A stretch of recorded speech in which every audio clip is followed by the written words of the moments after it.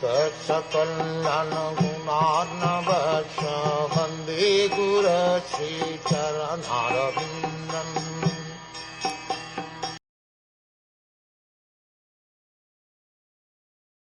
With the growth of the body, the living entity, in order to vanish his soul, increases his false prestige and anger, and thereby creates enmity towards similarly lusty people.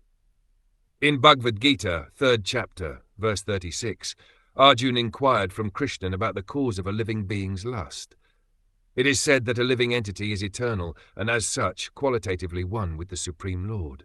Then what is the reason he falls prey to the material and commits so many sinful activities by the influence of the material energy? In reply to this question, Lord Krishna said that it is lust which causes a living entity to glide down from his exalted position to the abominable condition of material existence. This lust circumstantially changes into anger. Both lust and anger stand on the platform of the mode of passion. Lust is actually the product of the mode of passion, and in the absence of satisfaction of lust, the same desire transforms into anger on the platform of ignorance. When ignorance covers the soul, it is the source of his degradation to the most abominable condition of hellish life. To raise oneself from hellish life to the highest position of spiritual understanding is to transform this lust into love of Krishna.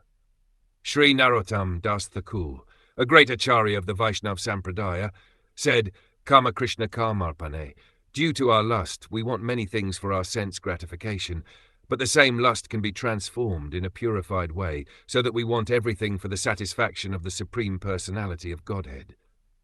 Anger also can be utilized towards a person who is atheistic or who is envious of the personality of Godhead.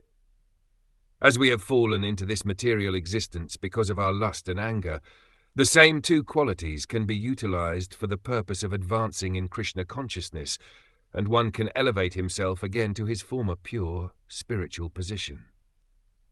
Srila Rupa Goswami has therefore recommended that because in material existence we have so many objects of sense gratification which we need for the maintenance of the body, we should use all of them without attachment for the purpose of satisfying the senses of Krishna, that is, actual renunciation.